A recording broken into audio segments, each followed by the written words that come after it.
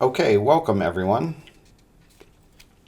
If you are joining us today, you're here for the lecture that I gave at the TRLC in Spring Hill, Florida, back on, I think it was March 7th.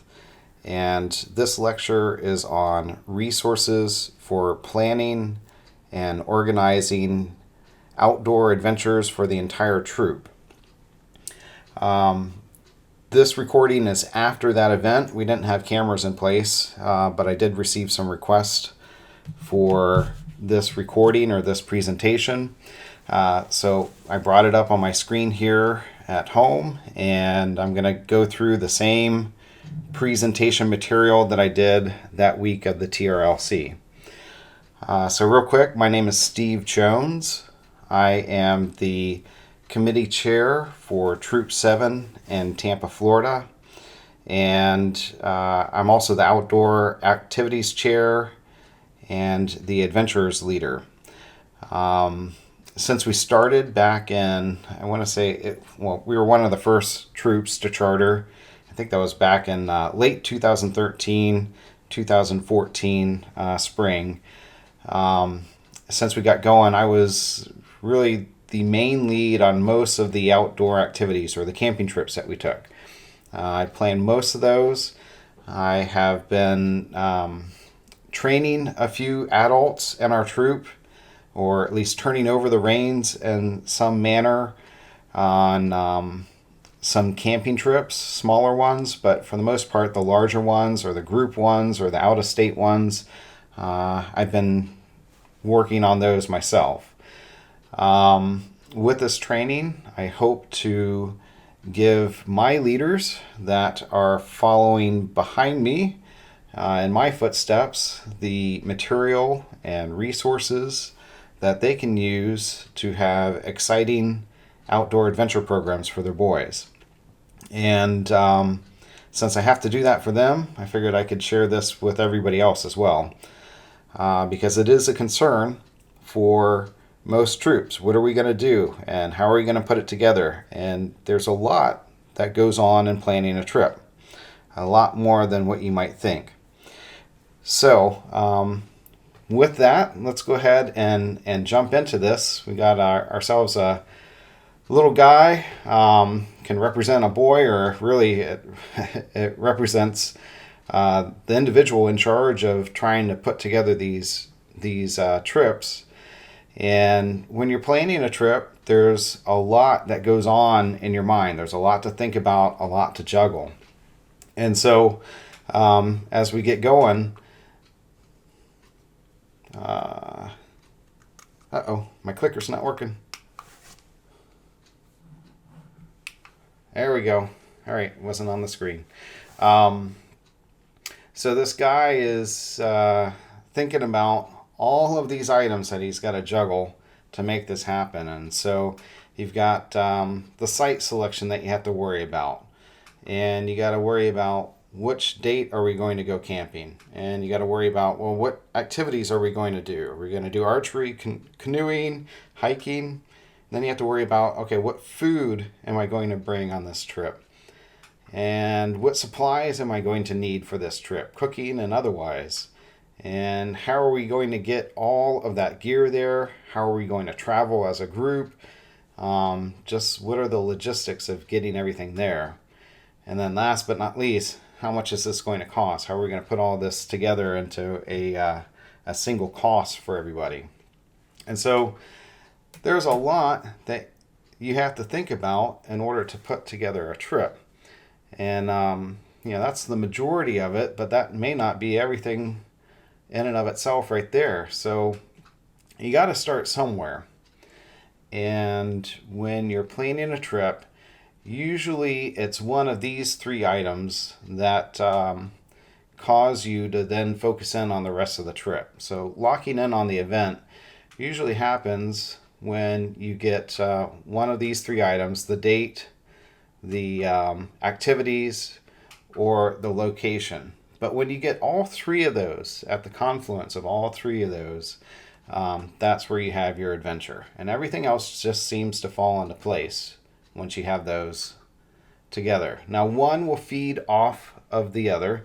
So if you're able to set your date, then you can set your activities in your campsite. Or if you set your campsite, you can set your activities or date. And so to demonstrate this, we'll take a look. And I really refer to these as the three catalysts that get you started. One of those three are going to get you started: date, activity, and location. And again, your parameters will be set by one of these three. So for instance, if we take a look at date, and let's say that we know that we want to go camping April 15th through the 17th. So once we put that date on the calendar, and that becomes the main determination of how we're going to plan this trip, then the other things fall into place. So this is going to limit us which sites are available or unavailable, and what activities you can do. So can we go skiing April 15th through 17th? No. So we're going to be limited to our activities during that time. Same thing with activity. So let's say we want to go hiking in the mountains. So this is going to limit where we should, when we should go. So May through April are good times to do some hiking in the mountains. And it's going to limit which campsites, where we should go. So obviously we're going to pick a campsite that's along the route of the mountain trails. And then lastly, location. So let's say we start with location. We want to go to Fort Wilderness at Disney World. Well, this is definitely going to limit us due to availability. Sometimes you have to make a reservation at least a year out to get a spot, and you're kind of at the whim of when they have a weekend available for you. And what activities can you do? Well, one of the things that we've done is a Disney scavenger hunt. So you're going to be limited. You're not going to be able to play soccer in the middle of the campgrounds there. There's just not the space. But Disney scavenger hunts are something that we've done in the past. I think we've been to Disney at least twice or three times, and that's always been a big hit. And if you don't know what that is, it's really a photography scavenger hunt where everyone takes their cell phones and you divide up into three different groups. Adults are going with the kids, of course, and you're not spending money to go into the parks, but you're utilizing all of the Disney transportation to get throughout the campus of Disney and take photographs of things on a predetermined list. So they might have to go and find, say, like a Winnie the Pooh or someone on Winnie the Pooh and take a picture with them. Or they might have to arrive in front of the Magic Kingdom and take a picture in front of that location. Or take a picture of the front of a monorail. Or make a muscle man pose in front of Epcot. So that's what the Disney photograph scavenger hunt is all about. And I wouldn't think that the kids would like that, but they have always come back from that and had a great time. They love it. So you don't have to do that just at Disney. If you're at a place that doesn't have a lot of activity or resources for things to do, most adults have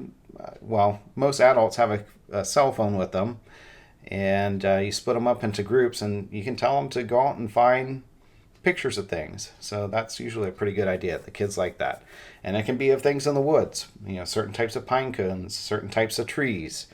That would be a great way to teach the kids about nature there, and get them into plant and tree and edibles and flower identification. So, all right, I digress. So going on, usually if you can nail down one of these, everything else seems to fall into place. So with that said, let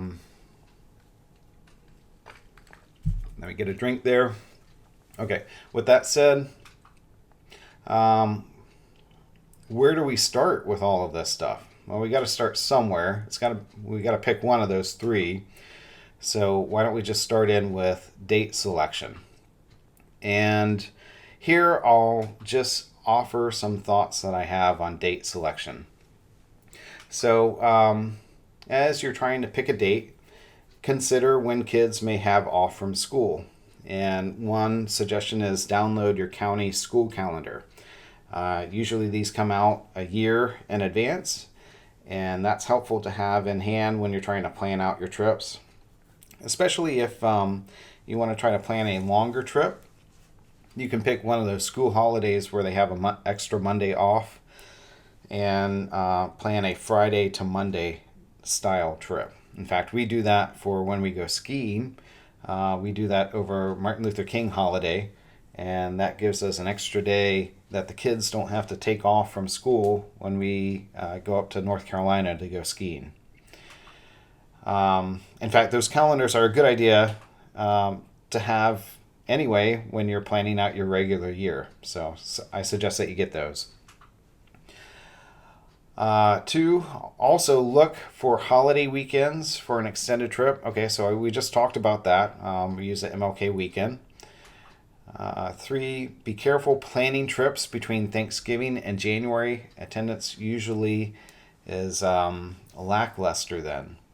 So don't plan the big trip that you want everyone to go on between Thanksgiving and Christmas. Plan that some other time, January or at the end of the year, because there's family things going on and people are out of town, and you're going to put in a lot of effort, and not as many people are going to be able to show up. It's not that they don't want to; it's just they've got other commitments during that time. Consider weather. In Florida, we have hurricane season to worry about. Other places, there are freezes. Pollen. Some people are very allergic to pollen. I am one of those. And so, if you're trying to camp during pollen season, that's really difficult on some people. Rain, heat, etc.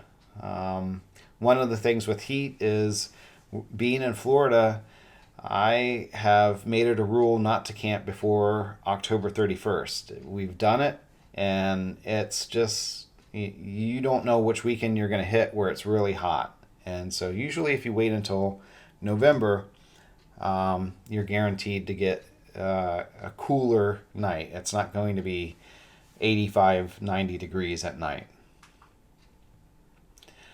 Can you pick a date when there is an event going on nearby? For instance, Florida State Fair, in Dade City, we have a Civil War reenactment. So those are good things to look for on the calendar.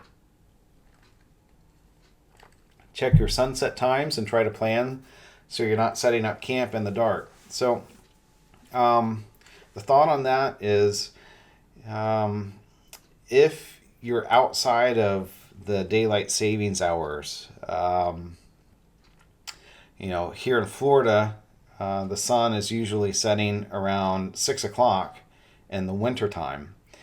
And so if you're planning a trip where people have to drive 3 hours to get there, sometimes dads can't get off work until 5, and they have to jump in the car, hopefully having already been packed up, and drive 3 hours. It's going to be 8 or 9 o'clock by the time they're pulling in. And it is still, it is dark when they're pulling in. And so that makes it really difficult to set up camp. So rather than planning the long distance trips during those darker hours, it would be better to plan those longer distance trips when you have more daylight time and keep the closer campsites reserved for the wintertime. So people have an opportunity to get there before it gets dark and pitch their tent. Also check your sunrise times. That way you know when you can get your day started. What is happening in the nighttime sky? Meteor showers, moon phases, planets, constellations, eclipses. So there's lots of websites that you can go to look up this information. So I have a funny story about a camping trip we took. back in December. We were out at a site. It was a site with not very many lights around in the area, and so we could really see the nighttime sky pretty well. And I looked up in the sky at one point because something caught my eye, and I recognized that there was a meteor that shot by.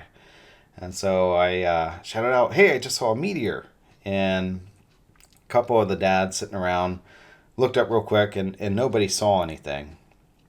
And then about 10 minutes later, I saw another one and said, "There goes one." And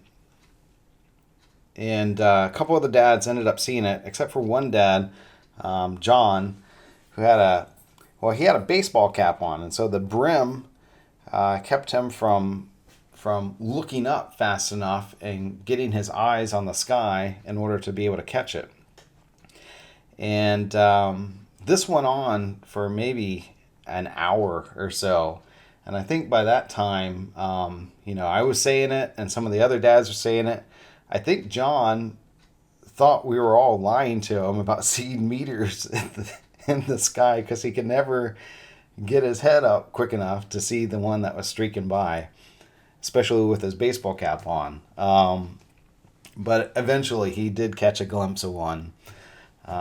So yeah, baseball caps aren't that great for spotting meteors in the sky. At any rate,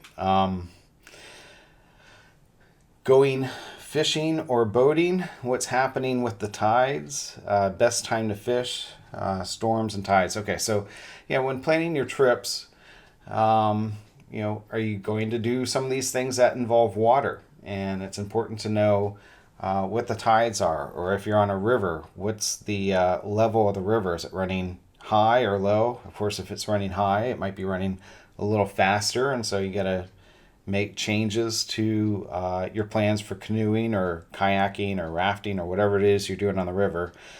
And if you're a fisherman, you know all about the tides and the storms. I'm not, but I do know that there's something there. And so if you're trying to plan a fishing trip, it makes sense to take a look at those so that you're hitting the right time out on the water to have the best results for fishing.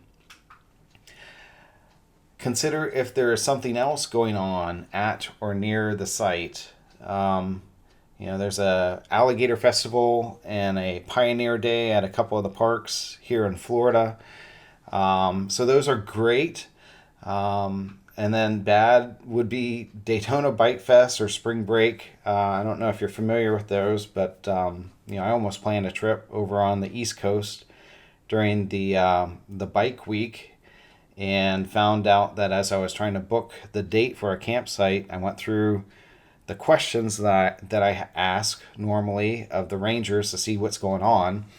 And she suggested that might not be a great time to come because the crowds that come with that bike week they're a little rowdy, and the kids probably would have had a eye-opening experience with that crowd. So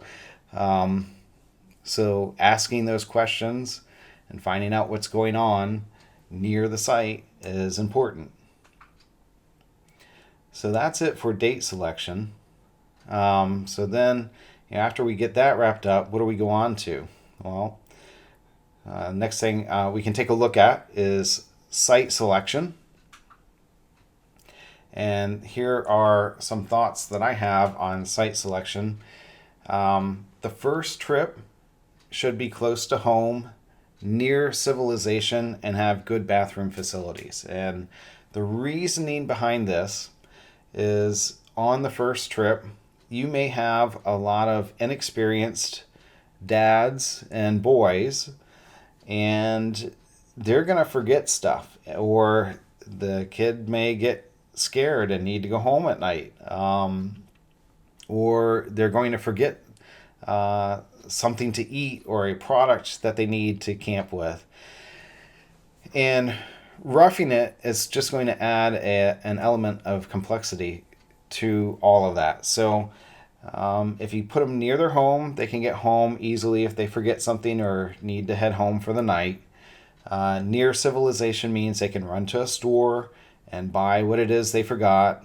And having good bathroom facilities means they're not having to worry about digging cat holes and really roughing it. They've got enough complexity going on just being the first time out. They're going to struggle setting up their tents and sleeping at night, and you need to try to make this first experience a successful one. So, keep it real simple. Near home, near civilization, and good bathroom facilities. If you have an AHD troop, consider doing a joint trail life and AHD trip for your first trip of the year. Why? Well, because you're going near home, near civilization, and bathroom facilities. And those are all things that girls like. And so if you're going to plan a joint trip, that first one of the year is probably the best one, because after that, you probably will want to start reaching out a little bit further, or, roughing it a little bit more on the camping trip. And the girls won't want to do that most of the time. Consider what activities or badges you want to do. So whatever location you're picking, what do you want to try to achieve? Do you want to go canoeing, or do you want to do some mountain hiking or rock climbing and so on? Don't repeat the same location too often. Mix it up and go to some new places. Now we do have maybe about 3 or 4 places that we use as our first time camping trip, because, well, when you're trying to pick a first time camping trip that's near home, your selection is limited. But then after that, we try to go someplace new on every trip. Consider the number of people that you expect will attend. Are you going to have 10 campers, or are you going to have 50? That will make a difference. Are woodlands coming along? Will moms be there? So if you got woodlands coming along, or if you have, in our troop, we have a number of single mom families, and they have woodlands age boys. And so that parents can come along, whether they're registered or not, with their woodlands age boys. And in some cases, the moms are coming along, they're camping in the tent with their sons. But if they're there, sometimes it's a good idea to consider that when you're picking your facilities, because they may tend to want a restroom or a shower. And so when you're looking, you want to make sure that those items are available at the campsite.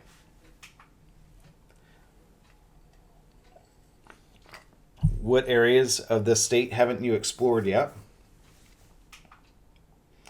Consider travel time. We talked a little bit about travel time with sunlight hours, but there's other things to consider when you're talking about travel time. And so, as you're picking your site, just be thinking about that.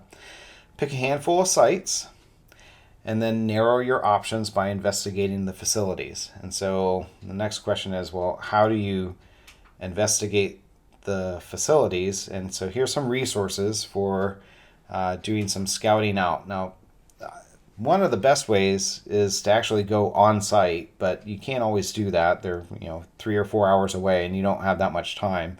So here's some other tools that you can use. Obviously, you can go to the state parks websites. Those are good. And for instance, here's one. And okay, so here's a Florida State site where you can click on Find a Park, and this will give you a listing of all their various parks, and then you can use this experiences filter, and you can see a number of different camping type filters here. So here I'll just pick all camping, and in here you can drill down on specific campsites. For instance, Anastasia State Park, and the front of that page will give you some real basic information. And if you take a look at the experiences and amenities, you see they have birding and boating and camping, fishing, geo-seeking, hiking, and so on. Also, you can click on Make a Reservation, and that'll take you to the site where you can actually drill down on the individual sites. And when you go to enter a date or make a reservation there, you can see actual pictures of what that campsite looks like. So you can see, is it sandy or gravelly? Is there shade? What's the environment there? So that's a good tool to use when you're trying to investigate a site. So you can also take a look at state forest websites, national forest websites, national park websites.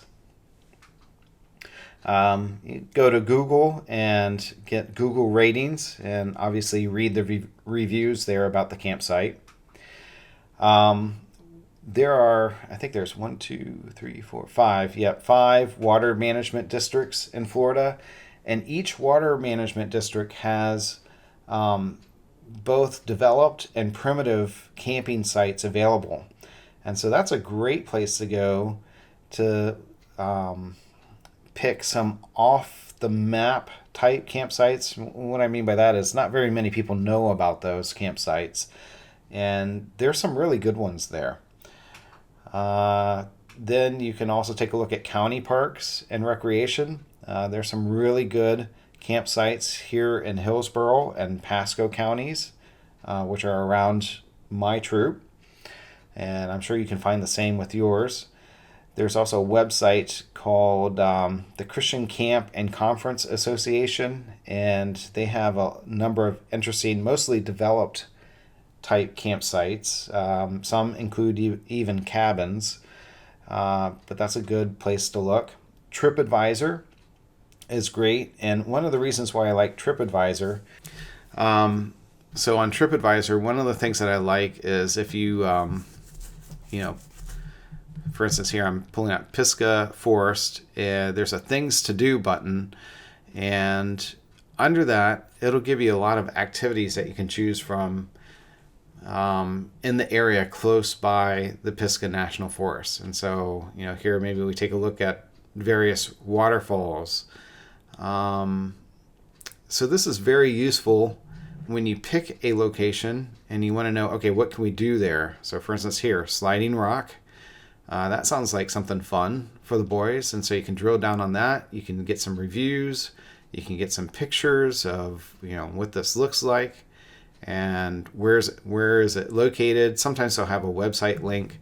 So that's a great resource there for assisting in investigating sites and things to do.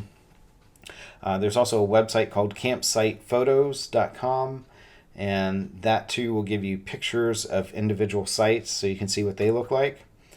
Google Earth and Maps, sometimes you just need a satellite image of the area and you want to drill down on what it looks like and what the terrain looks like and what's around. CalTopo, so if you're doing some hiking, CalTopo is a website. I think it's caltopo.com or .org, and it'll give you these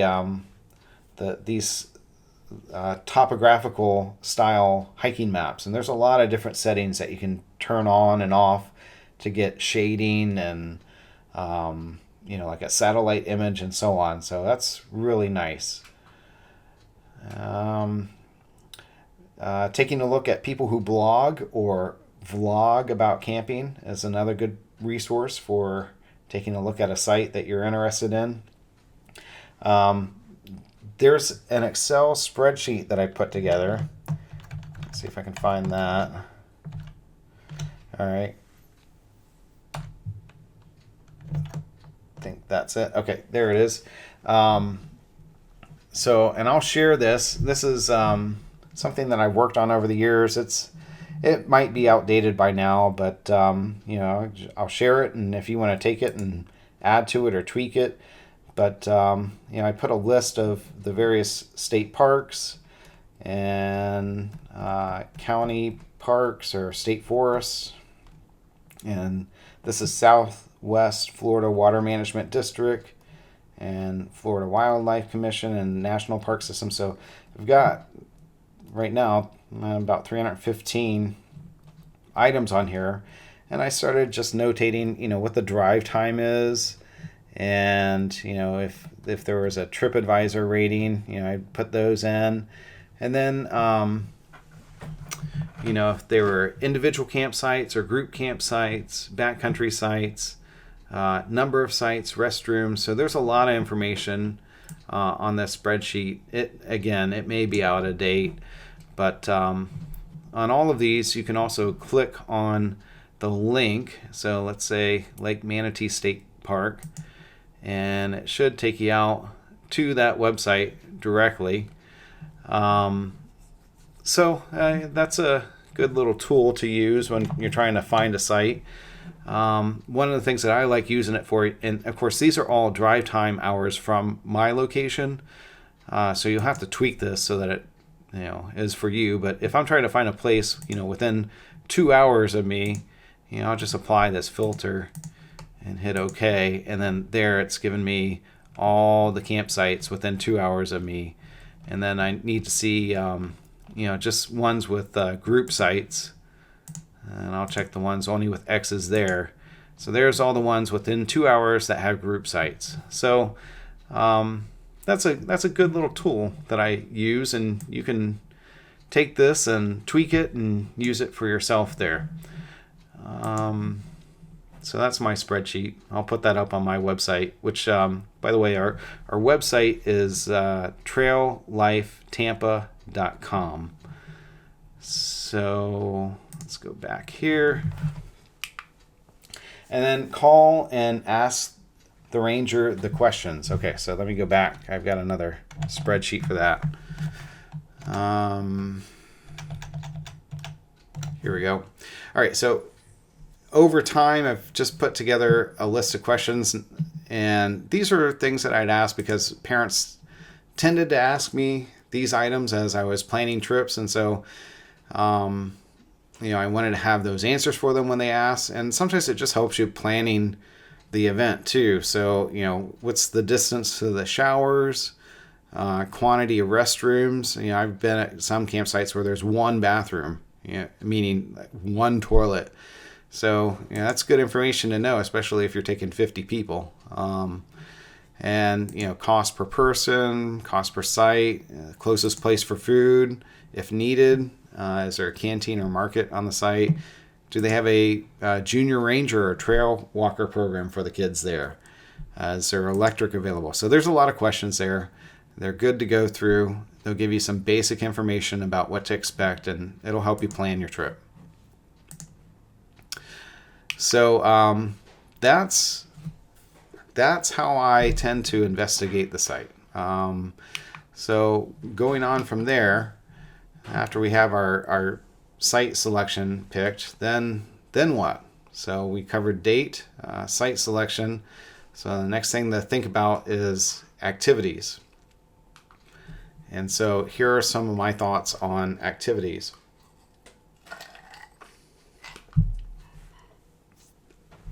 Are you going for specific badges, or are you just trying to get in the wilderness? So sometimes if you want to work on something specific, you need to make sure that you're picking a date and a location so that you can fulfill that badge work. Or maybe you just want to get out there and do some camping and get in the woods, and that has its benefits too. But think about that. Do you need multiple 60-minute sessions or longer stretches of time? I can tell you that with woodlands, their attention span is way shorter, and so you need more multiple sessions to keep them occupied and have their attention for like a little session on badge work, and then they need 30 to 40 minutes or 60 minutes of playtime where you take them over to a park and let them swing on the swings and go down slides and play on monkey bars. And then you bring them back and you do another little session with them. Whereas adventurers, they might take 6 hours on a single hike, just hiking. And so you need longer stretches of time for them. wherever you go, always ask the rangers if there's a service project that you can do. Um, and that's great because it's making the rangers aware of trail life and what we stand for. So I like that contact with the rangers there. But I also like the boys to know that it's important to take care of the parks that we're in, and to cherish the fact that they're available to us and to want to keep them clean. So that is, I think that's part of what trail life is all about, is giving them these specific character traits, and doing a service project is important to that goal. Try to balance patrol activities, free time, and troop activities. Now, on most camping trips, if we're doing a troop-wide camping trip, I'm trying to give the individual patrols a chance to do their thing, and then I also want to try to do a multi-generational troop activity. What I mean by that is, woodlands, navigators, and adventurers are all participating in an activity together. And that's great for the older boys as well as for the younger boys.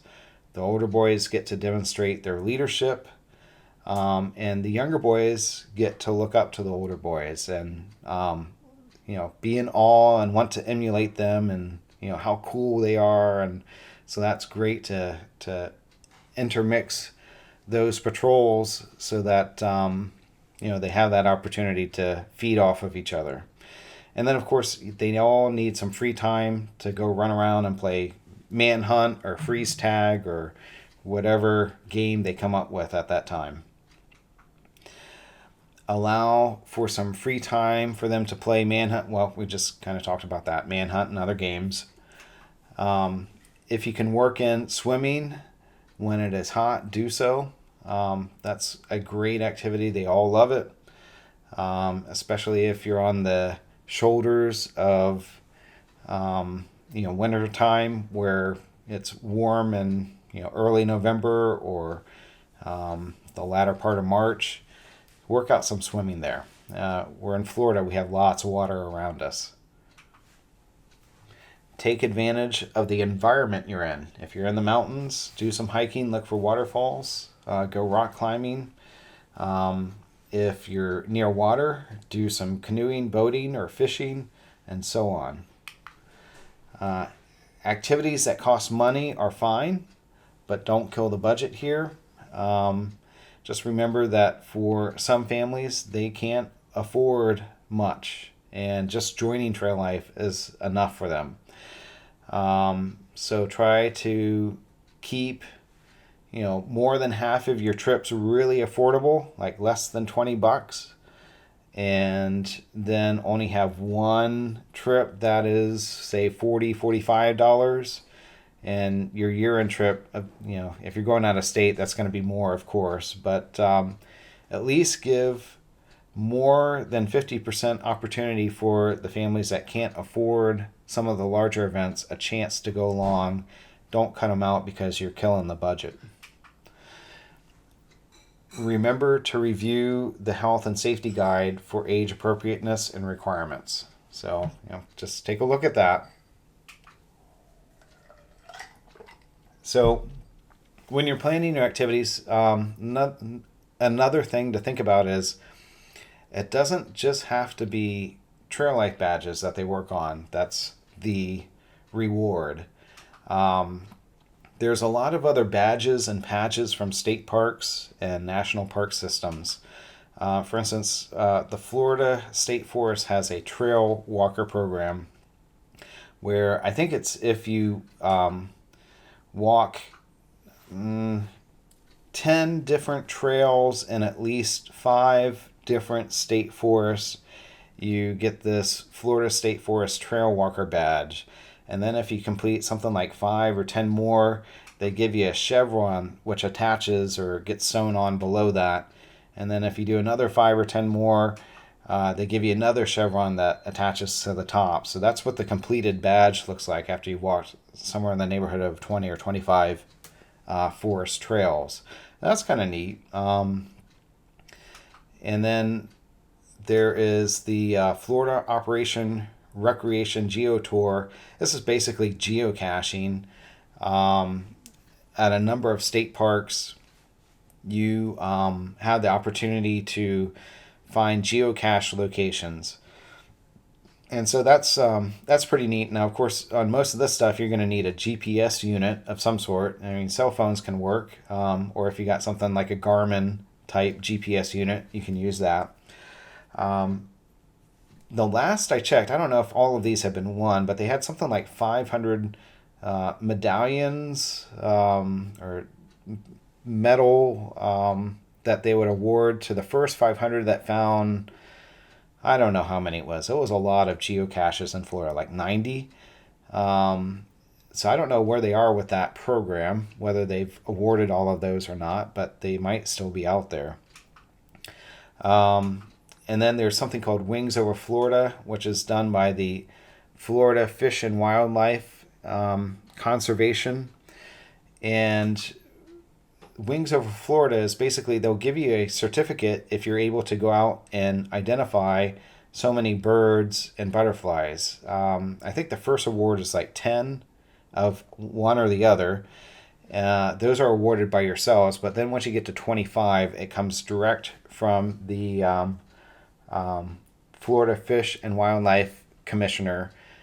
And you just submit a form, and they'll send you these really cool certificates with birds printed on them or butterflies printed on them. That's a great way to teach the kids about nature and get them out there and teach them about identifying different animals there. And then there's something called a Florida Passport. It's like a little book that you take. It's got a picture of each of the Florida state parks, and as you go into the park, they'll put a special stamp on your passport book saying that you've been to that park. So that might be a goal to see how many parks you can get to. And then, of course, there's junior ranger programs from the National Park System and the Florida State Parks. And those are little books that give you activities and guides on, things to look for, animals to identify, and teaches them about controlled burns and things like that. So those are really good programs.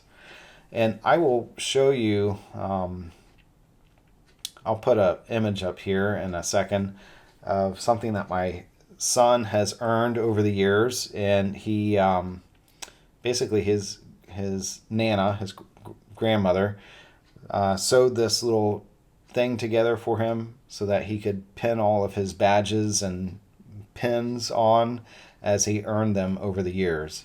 And so this is what this looks like. So that would be a good little program to do with the boys, and something else to think about when you're trying to plan activities. It doesn't just have to be trail life badges. You can do some other types of badges where they get awards and certificates and so on from other entities there. So those are thoughts on activities. So what do we go on to next? Well, next thing on our list is meals. So here are some thoughts that I have about meals.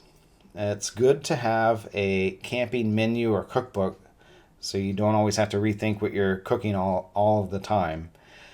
So if you just start putting together a little list of regular meals that have worked or that you'd like to try, so that when it's time to plan a camping trip and you're doing group cooking, and of course this is all about group cooking, when it's time to make those plans, you can pull that little book or that sheet that lists off different menu options, and you don't have to sit there and agonize over, okay, what are we going to eat? You just pick a few items off of that list and move on.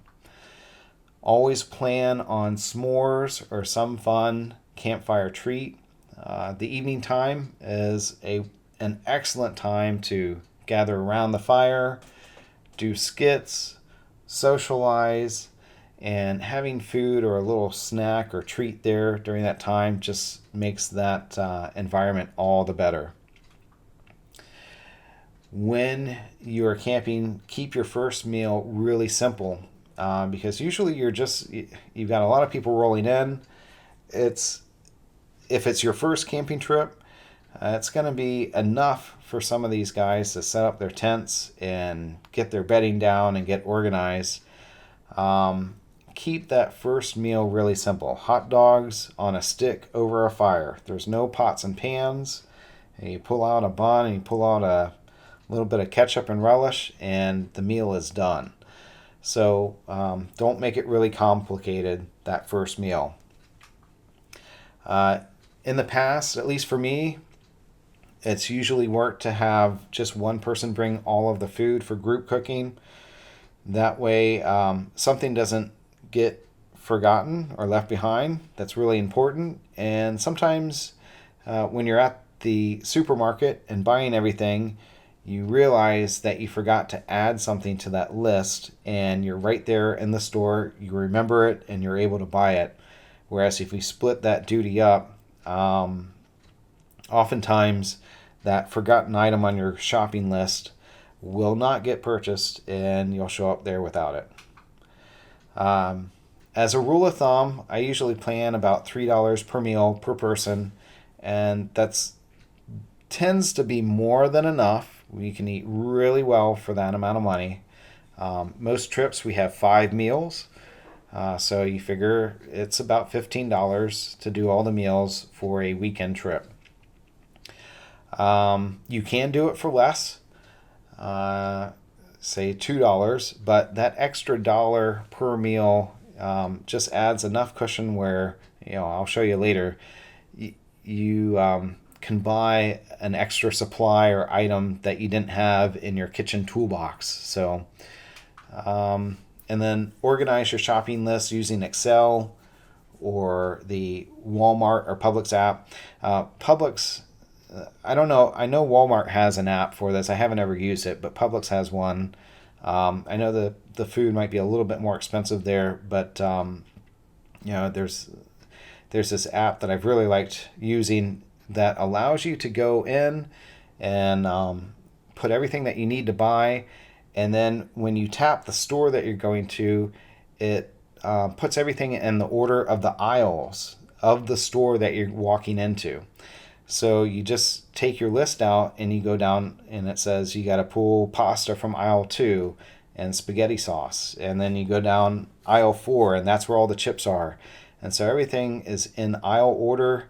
It makes shopping really fast and really easy to find things. I've spent 2 or 3 hours in Walmart before without an organized list, bouncing back and forth, and getting bread here and then going back to get the meat, and then realizing I need peanut butter. Well, that was back by the bread, so now I'm bouncing back to that same aisle that I was just in. So organize your shopping list.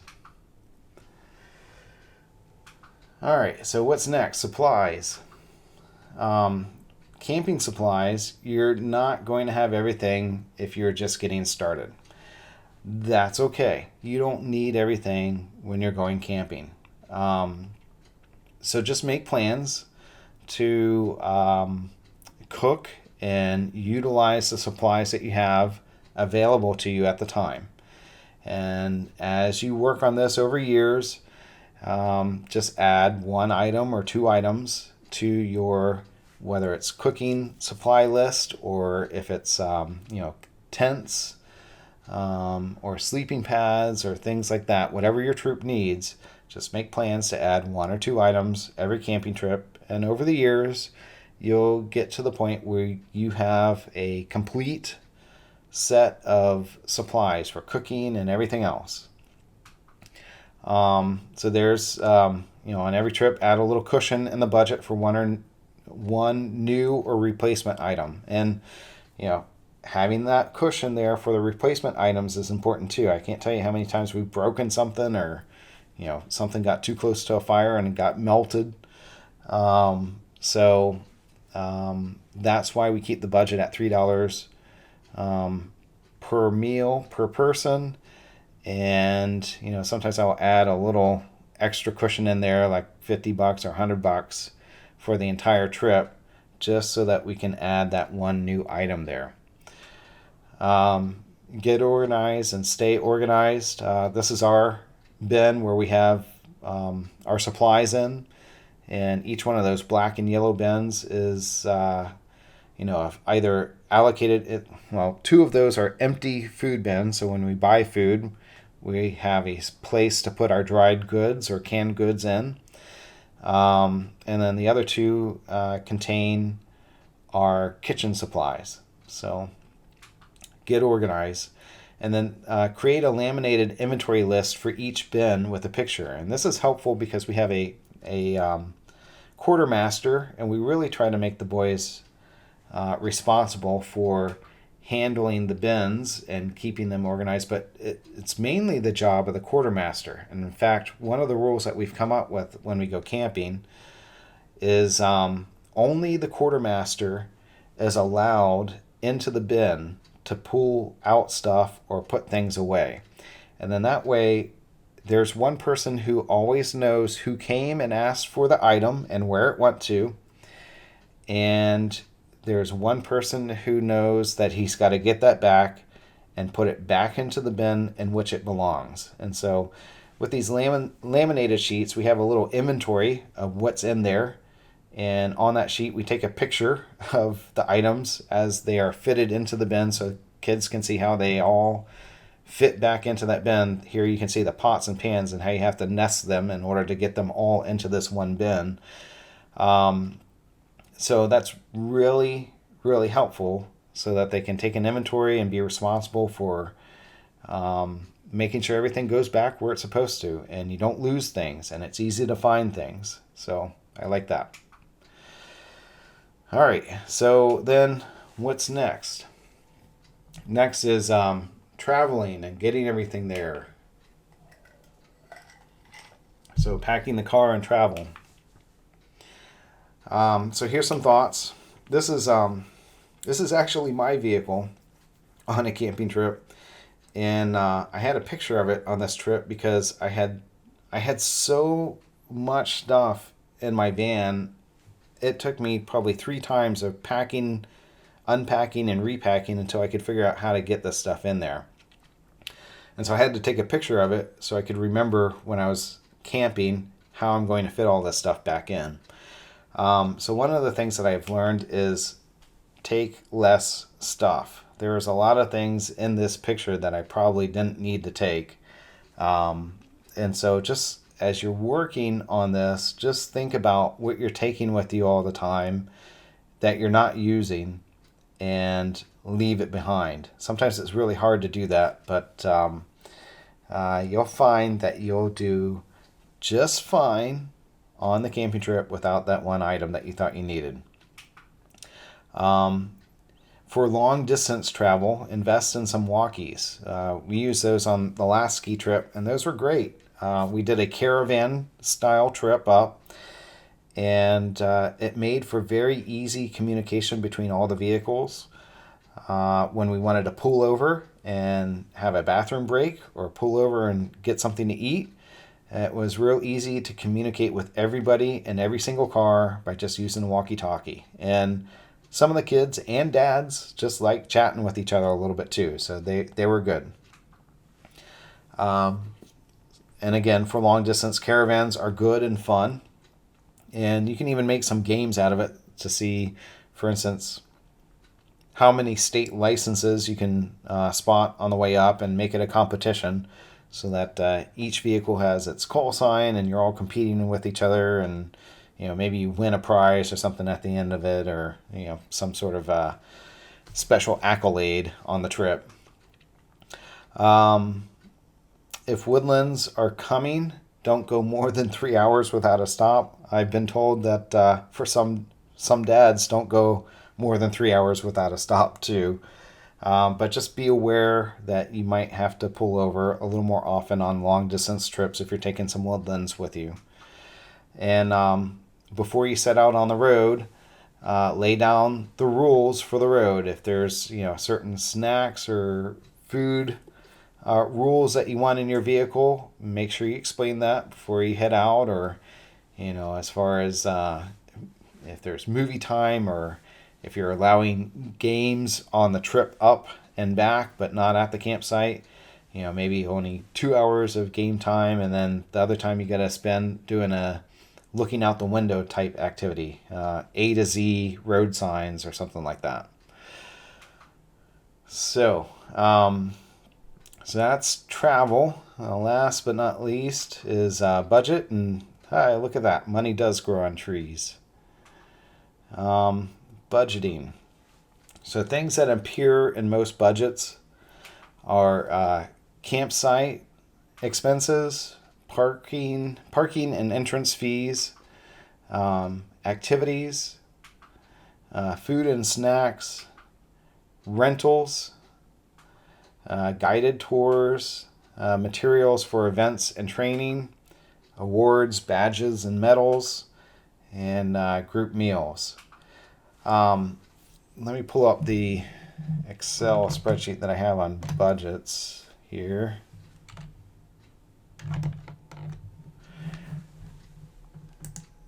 So, and I'll put this up on our website as well.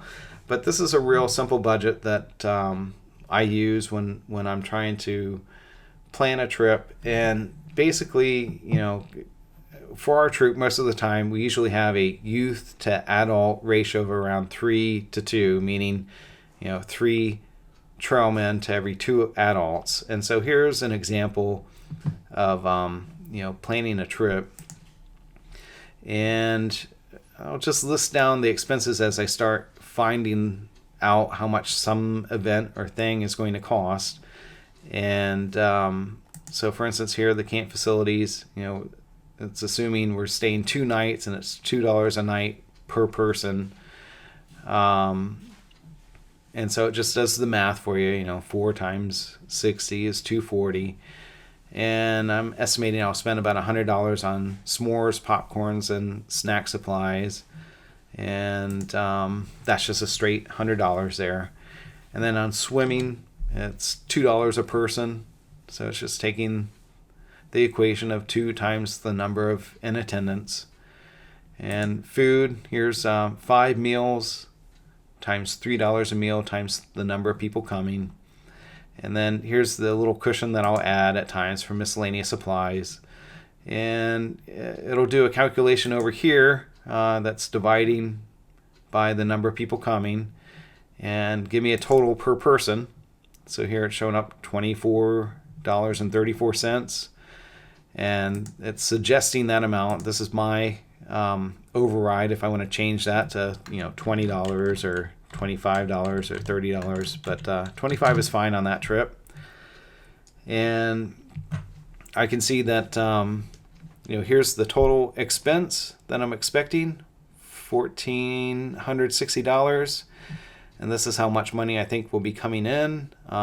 If we have 60 people coming at $25 a head, it's $1,500, and so we'll end up with a $40 surplus there.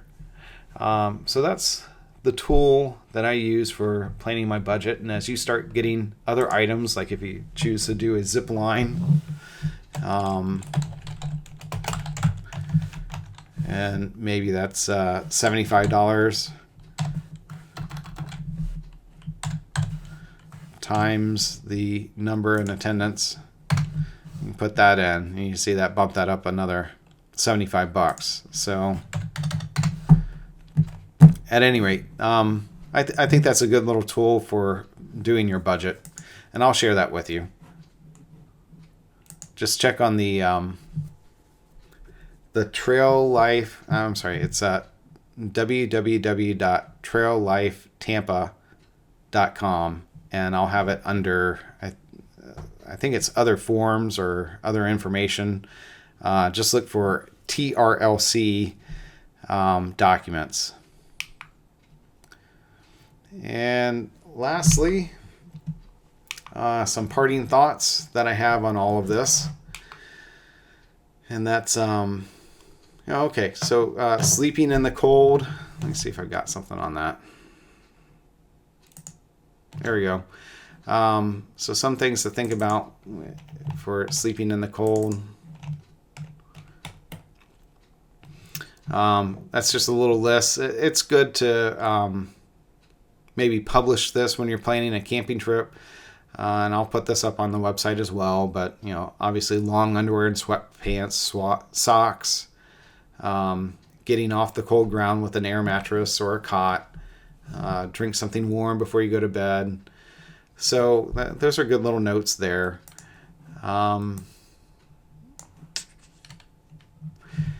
First aid, I'll put this out there too. There's a good American Red Cross first aid booklet for wilderness first aid. And that would be good to have in your possession. Journaling. So on these trips, as you're going on them, it's a really good idea to just note something about the trip in a little journal. It can be during the trip or when you get home, but it's kind of like your own personal after action report where you notated things like how much food did you bring? Did you bring too much? What worked? What didn't? Did you forget the wood?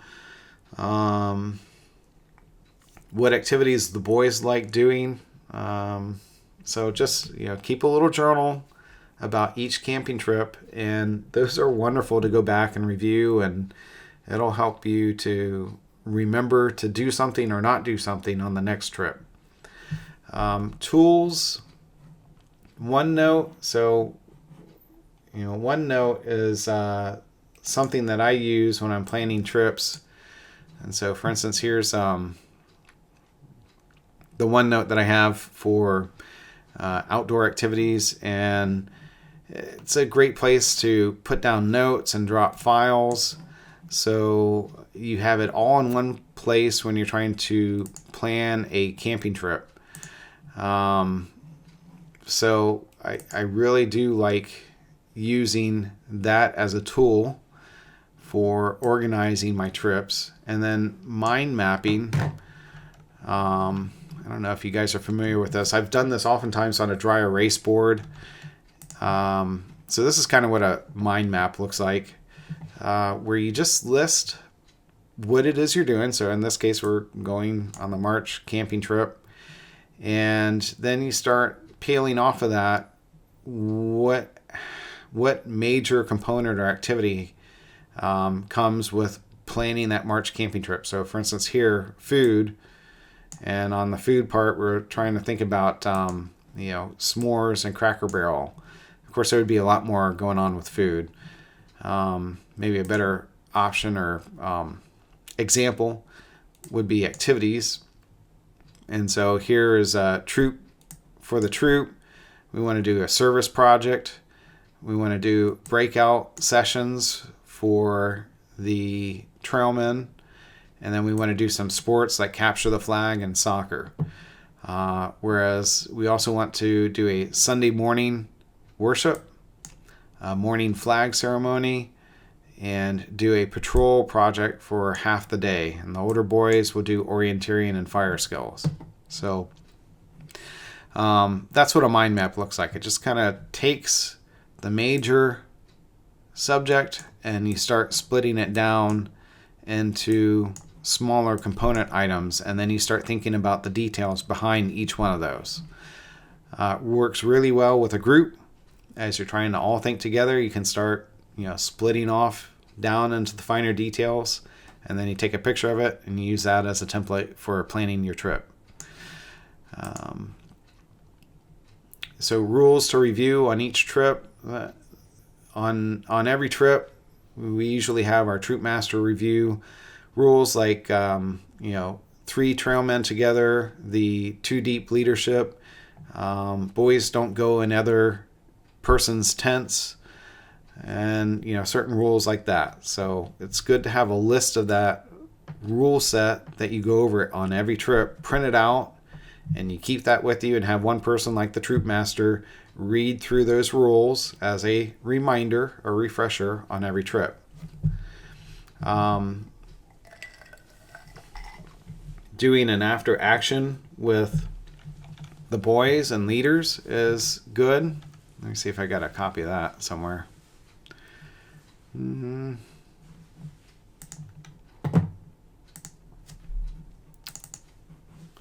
All right, so here's an example.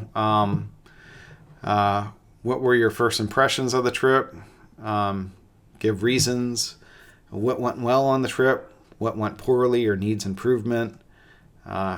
How was the location or facilities, and so on. So if you go through this, that'll really help you zero in on the things that worked and things that you don't want to repeat. Encourage early bird registration. Offer a little discount for that, and that assists in securing commitment to the trip, and also helps build a little bit of excitement earlier on.